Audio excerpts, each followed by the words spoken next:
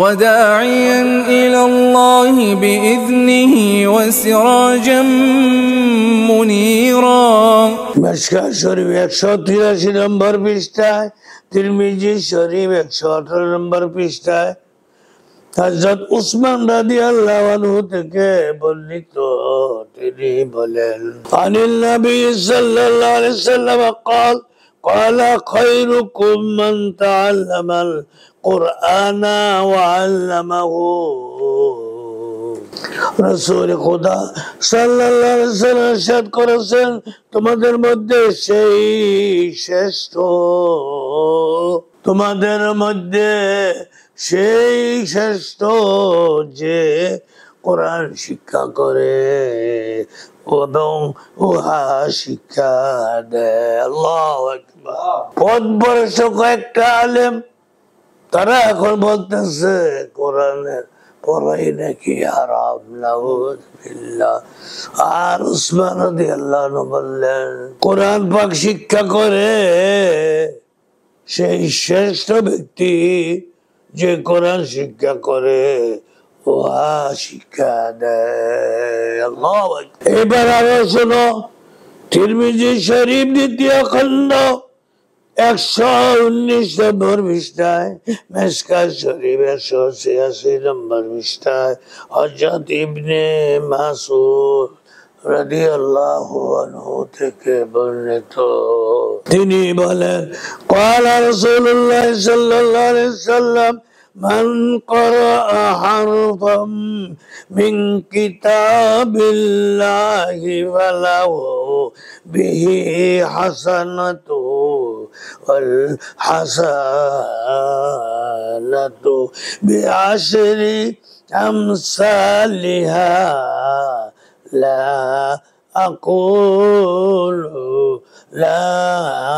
আকুলু আলিফ লাম মিম হারফুন ওয়ালাকিন আলিফুন হারফুন ওয়ালামুন হারফুন ওয়া মিমুন হারফুন। নবী করিম সাল্লাল্লাহু আলাইহি ওয়াসাল্লাম বলেছেন, যে ব্যক্তি কোরআনুল কারীমের একটি অক্ষর পাঠ করবে, যে ব্যক্তি কোরআনুল কারীমের একটি অক্ষর পাঠ করলো, উহার বিনিময় সে একটি নেকি লাভ করলো। এবং মেসাল দিয়ে আবার বললেন, উক্ত নেকি 10টি নেকির সমতুল্য হবে। হুজুরে পাক সাল্লাল্লাহু আলাইহি সাল্লাম আরো বলেন, আমি বলছি না যে আলিফ লাম মিম একটি অক্ষর, বরং আলিফ একটি অক্ষর, লাম একটি অক্ষর, মিম একটি অক্ষর। এই তিনটি আলিফ লাম মিম, এই তিনটি অক্ষর যে পড়বে তার আমলনামায় 30টি নেকি প্রদান করা হবে। আল্লাহু আকবার। এবার শুনলো তো, আর তারা বলতেছে সওয়াবই হবে না।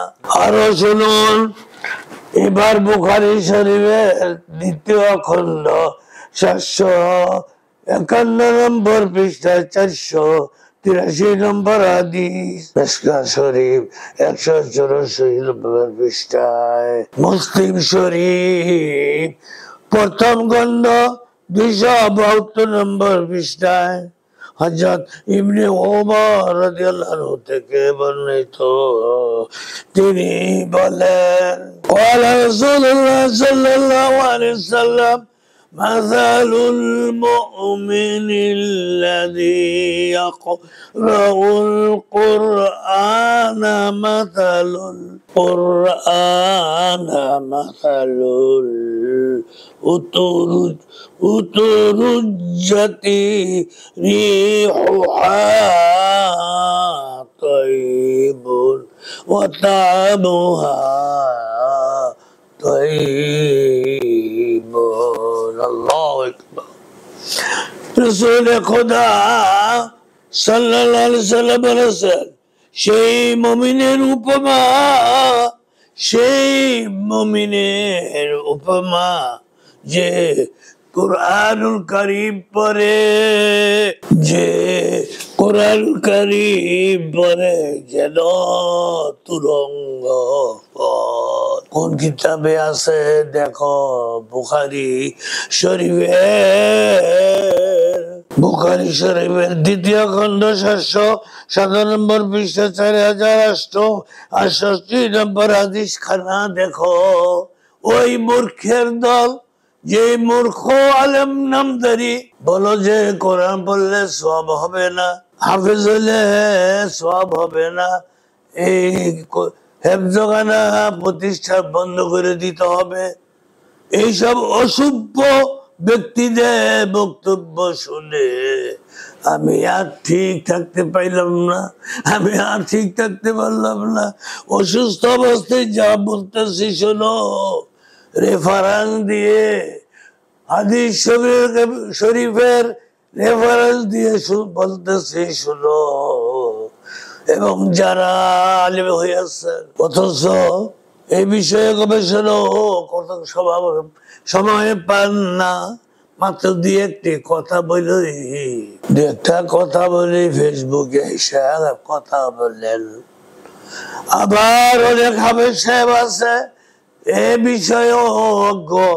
আবার যে সমস্ত আলেম হাফেজ সাহেবরা আলেম হয়ে গেছে তাদেরও তো জানা আছে। অতএব সকলে ঐক্যবদ্ধ হইয়া তাদেরকে রুখতে হবে, তাদেরকে কঠিন ভাবে এই দেশ থেকে রুখাইয়ে দেশ ত্যাগ করাইতে হবে। আর যদি তার তওবা করে না, কোরআনের বিরুদ্ধে আর কোনোদিন কথা বলবে না, তওবা করিলে আল্লাহ নিজেই তো বলেছেন, ইয়া আইয়ুহাল্লাযীনা আমানু তুবু ইলাল্লাহি তাওবাতান নাসুহা। যারা প্রতিবাদ করবেন তাদেরকে প্রথমে আহ্বান করবেন তওবা করার জন্য। এই আয়াত দ্বারা তাদেরকে জানাবেন যে হে ইমানদারেরা, কাফেরে ডাকে নাই, মুশরিককে ডাকে নাই, মদখুরে ডাকে নাই, বেনামাজি, বেশরা, বেলজ্জা, বেপর্দাদেরকে ডাকছে যারা তোমরা আমার প্রতি ঈমান এনেছো, যারা আমার প্রতি ঈমান এনেছো। ওই মুসলমান ভাই ও বোনেরা, যদি ভুল করো আসো খাঁটি তওবা করো, আমি তোমাদের তওবা কবুল করে ক্ষমা করে দিব। অতএব যে সমস্ত পথভ্রষ্ট কয়েকজন আলেম মাত্র, আবার কেউ খবরে কোরআনে পাকে নাকি জাল আছে, নাউজুবিল্লাহ, কোরআনে পাকে জাল আছে, তাদের বিরুদ্ধে আমি প্রতিবাদ করবো ইনশাআল্লাহ। হায়াত যদি পাই, আর যদি কথা বলারও দক্ষতা থাকে, তা আমি কোরআন ও হাদিসের মাধ্যমে আপনাদের সম্মুখে তুলে ধরবো। যারা এত বড় অপরাধ করে ফেলেছে, কোরআনেও নাকি জাল আছে, কোরআন পড়লে নাকি সওয়াব হবে না, কোরআন পড়া বলে নাকি হারাম, হেফজখানা বিশেষ করে কয় হেফজখানা এই দেশের থেকে তুলে দেওয়ার জন্য। অতএব আমি প্রথমে তাদের সাথে যাদের সম্পর্ক কোন আলেমের থেকে থাকে তাদেরকে আহ্বান করুন, প্রথমে অপরাধ স্বীকার করে আল্লাহ দরবারে ফরিয়াদ করবে। এবং এই ভিডিওর মাধ্যমে এত জঘন্য নগণ্য কোরআনের বিরুদ্ধে কথা বলেছে, এই ভিডিও উদ্ধার করে নিতে হবে, নতুবা যেখানে তবা না করিলে, ভিডিও উদ্ধার করে না নিলে আমি আবেদ সাহেবদেরকে বলছি, তোমরা ঐক্যবদ্ধ হইয়া তাদের বিরুদ্ধে রুখে যাও, এই দেশ থেকে তাদেরকে বিতরিত করো। তারা ইহুদিদের দালাল, তারা খ্রিস্টান ইহুদি নাসারাদের দালাল, তাদেরকে এই দেশ থেকে যদি তারা না দাও হয়, তাহলে নিরহ মুসলমানদের ইমানকে নষ্ট করে দিবে।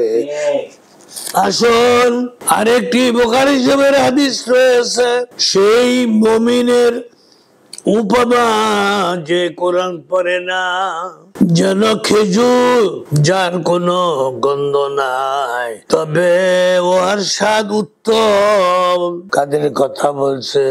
ঈমান আনছে, মুমিন হয়েছে, নামাজ পড়ে, কিন্তু কোরআন তেলাওয়াত করে না। আবার তিনি বললেন, নবীজি, ومثل المنافق الذي لا يقرأ القرآن كمثل الحنظلة ليس لها ريح وطعمها مر। নবীজি আরো উপমা দিয়া বললেন, সেই মুনাফিকের উপমা যে কোরআন পড়ে না যেন খেজুর যার কোনো গন্ধ নাই, তবে ওর স্বাদ উত্তম। অতএব আবার নবীজি বললেন, ওয়ামাসালুল মুনাফিকিল্লাযী ইয়াকরাউল কুরআনা মাসালুর রায়হানাতা রিহুহা তাইয়িবুন ওয়া তা'মুহা মাররুন। আল্লাহু আকবার। সেই মুনাফিকের উপমা যে কোরআন পড়ে যেন সেই ফুল যার গন্ধ আছে, যার গন্ধ আছে, অথচ ওর স্বাদ কটু, অথচ ওর স্বাদ কি? কটু। কটু মানে খুব তিক্ত। সম্মানিত ভাইয়েরা, শুনতেছ? ওই আবেদ সাহেবরা শুনুনি, যারা পড়াও শুনুনি, এবং আবেদ সাহেবরা যে যেখানে আসো, তোমাদের বিরুদ্ধে কোরআন হাদিসে বলে কিছুই নাই। শোনো না, আমি তো তোমাদের মর্যাদা সম্পন্ন হাদিসগুলি তুলে ধরতেছি বিশ্বস্ত হাদিসের মাধ্যমে। মুসলিম শরীফ প্রথম খণ্ড 266 নম্বর পৃষ্ঠায়, মিশকাত শরীফ 184 নম্বর পৃষ্ঠায় হযরত আবু হুরায়রা রাদিয়াল্লাহু থেকে বর্ণিত, তিনি বলেন, আনিল নবী সাল্লাল্লাহু আলাইহি ওয়াসাল্লাম قال تجعلوا الله بيوتكم مقابر فإن الشيطان يفر من البيت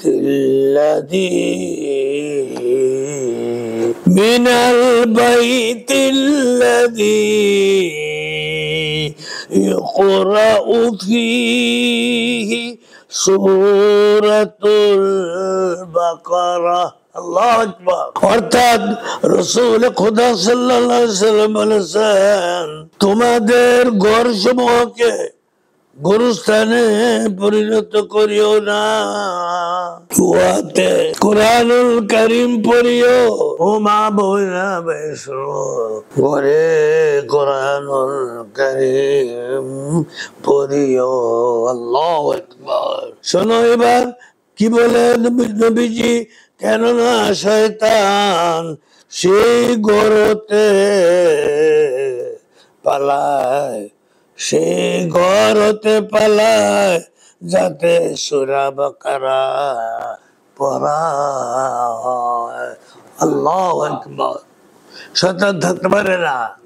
অতএব মা বোনেরা তো কোরআনুল কারীম বেশি বেশি তেলাওয়াত করে তাদেরকে বলবো সূরা বাকারাটা কমপক্ষে ঘরে পড়লে পরে শয়তান সেই ঘরে, নবীজি বলেন সেই ঘরে শয়তান থাকতে পারে না।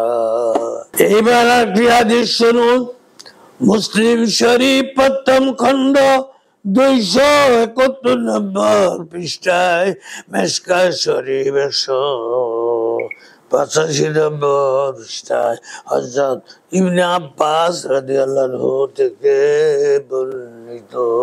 বাইনামা জিবরিল কায়িদুন ইনদান নবী সাল্লাল্লাহু আলাইহি ওয়াসাল্লাম সামিআ লাকিদান মিন ফাওকিহি ফারাফাহা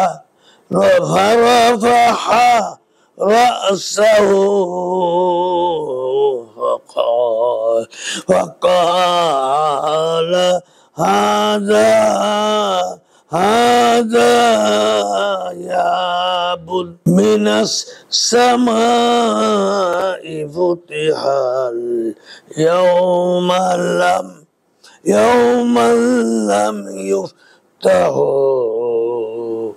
لم يفتح قط إلا اليوم فنزل منه ملك।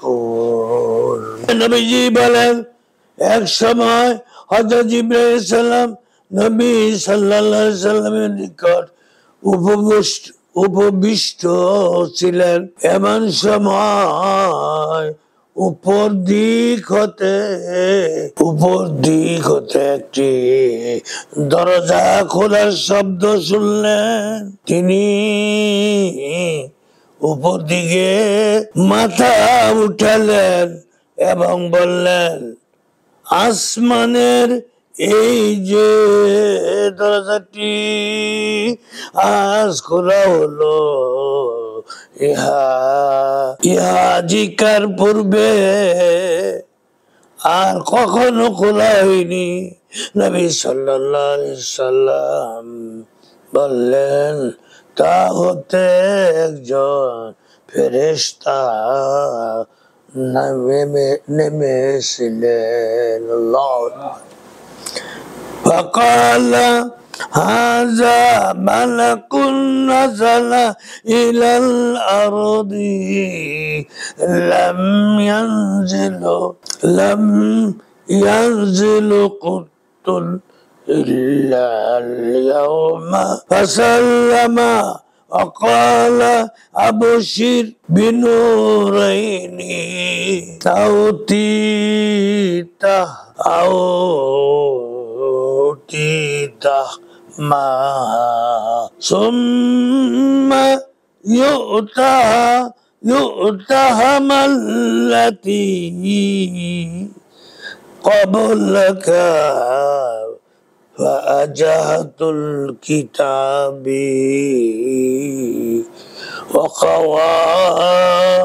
وخواتمهم سورة البقرة وخواتيم سورة البقرة لن تقرأ بحرف منها إلا أعطيته। আল্লাহু আকবার। অর্থাৎ উপরে বলেছিলাম দরজাটি আজ খোলা হবে, হলো আজকাল পূর্বে আর কখনো খোলা হয়নি। নবী করিম সাল্লাল্লাহু আলাইহি ওয়াসাল্লাম বললেন, তা হতে একজন ফেরেশতা নামলেন। তখন জিবরাইল আলাইহিস সালাম বললেন, এই যে ফেরেশতা জমিনে নামলেন, ইনি আজকের এই দিন ছাড়া ইতিপূর্বে আর কখনো জমিনে নামেন নাই। নবী করিম সাল্লাল্লাহু আলাইহি ওয়াসাল্লাম বললেন, তিনি সালাম করলেন, অতঃপর আমাকে বললেন, দুইটি নূরের জ্যোতি সুসংবাদ গ্রহণ করু। আল্লাহু আকবার। যা সাক্ষাতে দেওয়া হইয়াছে এবং আপনার পূর্বে কোন নবীকে দেওয়া হয়নি। সূরা ফাতিহা ও সূরা বাকারার শেষ অংশ। নবীজিকে লক্ষ্য করে ফেরেশতা বলতে লাগলেন, আপনি এই দুইটির যে কোনো বাক্যটি পড়েন না কেন, নিশ্চয়ই আপনাকে উহা দেওয়া হবে। তিরমিজি শরীফ দ্বিতীয় খণ্ড 155 পৃষ্ঠায়, মিশকাত শরীফ 187 নম্বর পৃষ্ঠায় হযরত আবু হুরায়রা রাদিয়াল্লাহু আনহু থেকে বর্ণিত। قال رسول الله صلى الله عليه وسلم لأبي بن كعب كيف تقرأ في الصلاة؟ قال فقرأ القرآن. فقال رسول الله صلى الله عليه وسلم والذي نفسي بيده ما أنزلت في التوراة ولا في الإنجيل ولا في الزبور ولا في الفرقان مثلها وإن سبع من المثاني والقرآن العظيم الذي أوتيته। আল্লাহু আকবার। সম্মানিত ভাই বোনেরা, এখন যে হাদিসটি পড়লাম অবাক হওয়ার কথা। এই সুখবর তো এই উম্মতের জন্যই। তাই নবীজি ইরশাদ করেছেন, রাসূল খুদা সাল্লাল্লাহু আলাইহি সাল্লাম একদিন হযরত উবাই ইবনে কাবকে জিজ্ঞাসা করলেন, তুমি কি রূপে নামাজে কুরআনুল কারীম তেলাওয়াত করো? আমি কাব বললেন, আমি সূরা ফাতিহা পড়ে শোনালাম। আল্লাহু আকবার। এরপর জিজ্ঞেস করলেন, বললেন, কসম সেই খোদা যার হাতে আমার জীবন, ইহার নেই কোন মূল্য সূরা না তাওরাতে নাযিল হয়েছে, না ইনজিলে, না জবুরে, আর না সেই কোরআনে। ইয়া হলো পুনরাবৃত্ত সপ্তম আয়াত। আল্লাহু আকবার। এবং মহান কুরআনুল কারীম যা আমাকে দেওয়া হয়েছে সূরা ফাতিহা। আল্লাহু আকবার। সম্মানিত ভাই বোনেরা, গুরুত্বপূর্ণ কতগুলি সূরা পাকের আপনাদের সম্মুখে ফজিলত সমূহ হাদিসের মাধ্যমে শোনাচ্ছি। আপনারা শোনেন কি জানি না, কারণ অবহেলার করিয়েন না। বললেন, সূরা ফাতিহা এই 7 আয়াত ইনজিলে নাই, জবুরে নাই, যত কিতাব পূর্বে এসেছিল এই 7 বিশিষ্ট আয়াত কুরআনুল কারীমের সূরা ফাতিহা আর কোন কিতাবে নাই।